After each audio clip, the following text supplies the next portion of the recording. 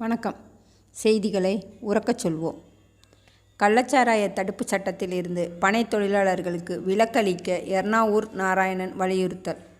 கள்ளச்சாராய தடுப்பு சட்டத்தில் இருந்து பனை தொழிலாளர்களுக்கு விலக்களிக்க வேண்டுமென்று தமிழ்நாடு அரசு பனைமரத் தொழிலாளர் நலவாரிய தலைவர் எர்ணாவூர் நாராயணன் கூறினார்.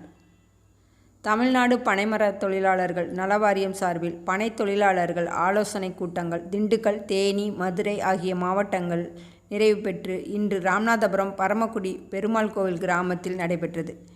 இதில் நலவாரிய தலைவர் எர்ணாவூர் நாராயணன் கலந்து கொண்டு தொழிலாளர்களிடம் கருத்துக்களை கேட்டார். பின்னர் அவர் கூறியதாவது: கடந்த 3 ஆண்டுகளுக்கு முன்பு முதல்வர் மு.க. ஸ்டாலின் அவர்கள் எனக்கு நலவாரிய தலைவர் பொறுப்பை வழங்கினார். இதுவரை 15,000 உறுப்பினர்கள் சேர்த்துள்ளோம். 5,000க்கும் மேற்பட்டோருக்கு ஓய்வூதியம் வழங்கப்படுகிறது. தற்போது பதநீர் சீசன் தொடங்கியிருக்கிறது. பனை தொழிலாளர்கள் காலையில் பதநீரை இறக்கி விற்பனை செய்வதோடு கருப்பட்டி தயாரிக்கின்றனர்.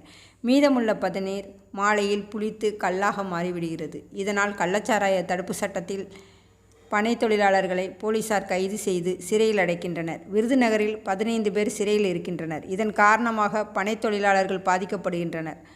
கள்ளச்சாராய தடுப்பு சட்டத்தில் இருந்து பனை தொழிலாளர்களுக்கு விலக்களிக்க வேண்டும் என முதல்வரை சந்தித்து கோரிக்கை வைக்க இருக்கிறோம்.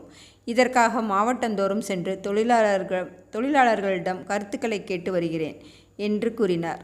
தலைவர் அவர்கள் பனைமர தொழிலாளர்களுக்கு உபகரணங்களை வழங்கினார். பொருளாளர் கர்ணன், தலைமை நிலைய செயலாளர் தங்கமுத்து, தொழிற்சங்க செயலாளர் ஜெபராஜ், டேவிட், தகவல் தொழில்நுட்ப அணி செயலாளர் தென்மண்டல ஒருங்கிணைப்பாளர் விஸ்வநாதன், ராமநாதபுரம் மாவட்ட நாடார் பேரவைத் தலைவர் வேல்முருகன், மாவட்ட செயலாளர் மோகன்தாஸ், இளைஞரணி தலைவர் கார்த்திகேயன், இளைஞரணி செயலாளர் ஜான், மாணவரணி மாவட்ட செயலாளர் ராகுல், மாவட்ட தலைவர் அஸ்வின், துணைத் தலைவர் முனிராஜ், மாவட்ட அவைத்தலைவர் ஜார்ஜ், தூத்துக்குடி மாவட்ட ஸ்ரீ வைகுண்டம் ஒன்றிய செயலாளர் சதீஷ், மூர்த்தி, மகேஸ்வரன், நந்தகுமார் மற்றும் கிராம நிர்வாகிகள், உறவின் முறை தலைவர்கள், பொதுமக்கள், பனைமர தொழிலாளர்கள் திரளாக இக்கூட்டத்தில் கலந்து கொண்டனர். வணக்கம். கன்னிராஜபுரம் நாங்கள் முகாம் போட்டு நரிப்பூரில் முகாம் போட்டு நரிப்பூரில் பெரிய ஃபங்க்ஷன் வச்சு எல்லாத்துக்கும் வாரியத்தை நிறைய பேர் கொடுத்துருக்கோம். நலத்திட்டங்கள் நிறைய பேர் கொடுத்துருக்கோம். அது மாதிரி நம்ம ஊர்லேயும் நிறைய பேர் சேர்த்துருக்கீங்க. எல்லாருமே வாரியத்தை வச்சுருக்காங்க. எல்லாருமே அறிமுகமானவங்கலாம் எங்களுக்கு எல்லாருமே தெரியும். அப்போ நான் மாநில பனைத்தொழிலாளர் சங்கத்தில் நான் ஒரு 17 வருஷம் வேலை பார்த்துட்டு இருக்கேன். அப்போ வாரிய உறுப்பினர்கள் 5,000 உறுப்பினர்களிலிருந்து இன்று 12,000 உறுப்பினர்கள் நாம் அதிகப்படுத்தி இருக்கிறோம். ஐயாவுக்கு கிட்டத்தட்ட ஒரு 68 வயசு ஆயிடுச்சு. இப்போ நீங்கள் ஐயாவை பார்த்தா 68 வயசு சொல்ல முடியாது. அந்த அளவுக்கு கடந்த 3 நாட்களாக என்னால் ஓட முடியாது. எனக்கு 34 வயசு தான். தேனி, திண்டுக்கல், மதுரை, இப்போ ராமநாதபுரம் தொடர்ந்து 3 நாட்கள் சுற்றுப்பயணம் மேற்கொண்டு ஒவ்வொரு பனை தொழிலாளர் நலவாரிய உறுப்பினர்களை சந்தித்து அவர்களுடைய குறைகளை கேட்டு வருகின்ற 13ஆம் தேதி நமது மாண்புமிகு தமிழக முதல்வர் அவர்களை ஐயா சந்திக்க செல்கிறார்கள்.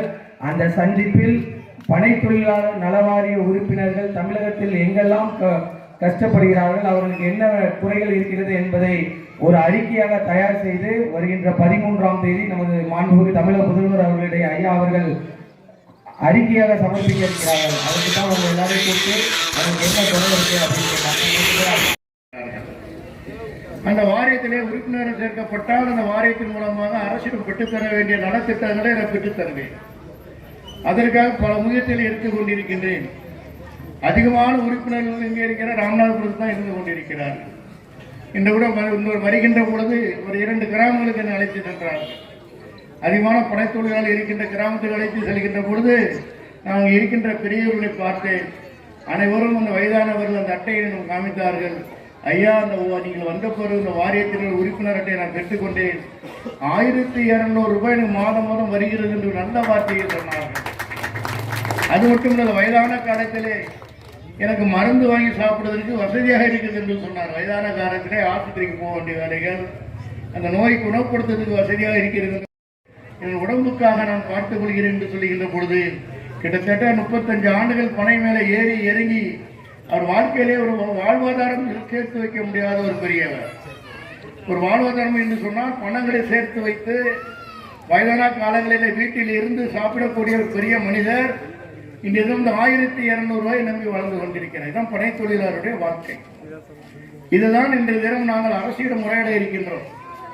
இதே போல இந்த தொழிலாளர்கள், பனை ஏறுகின்ற தொழிலாளர்கள் 40 அடி உயரத்திலே சென்று பனை மேலே ஏறி பதினீரை இறக்கி எனக்கு கருப்பட்டியை காய்ச்சாதான் இந்த தமிழகத்திலே கருப்பட்டி கடைகள் நிறைய திறக்கப்பட்டு இருக்கின்றன.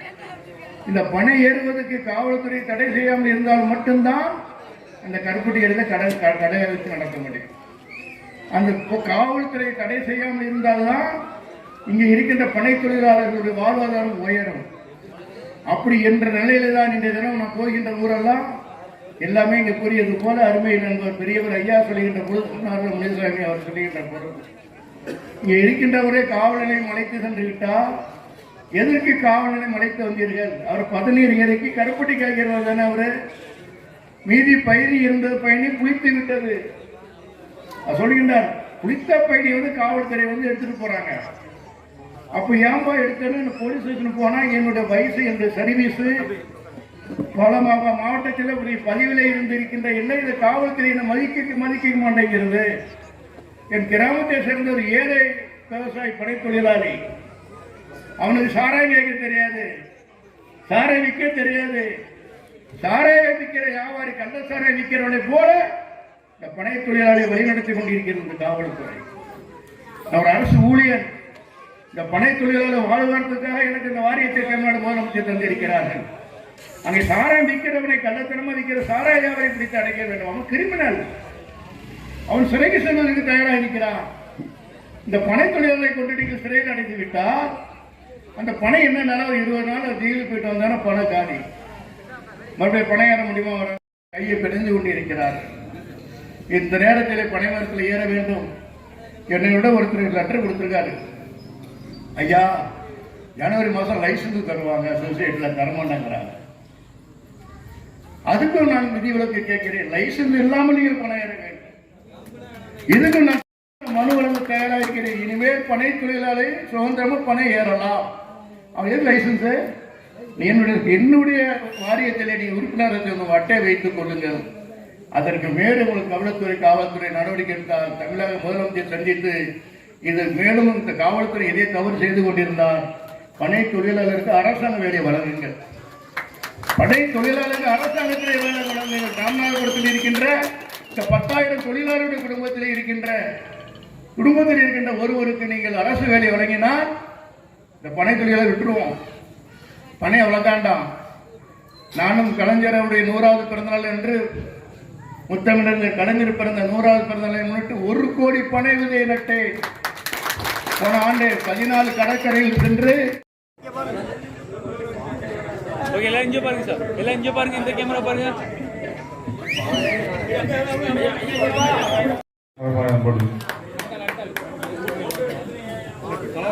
சார் அப்படியே போட்டு பாருங்க. இந்த சேனல் உங்களுக்கு பிடிச்சிருந்தா லைக் பண்ணுங்க, ஷேர் பண்ணுங்க, கமெண்ட் பண்ணுங்க. மறக்காம இந்த சேனலுக்கு சப்ஸ்கிரைப் பண்ணுங்க.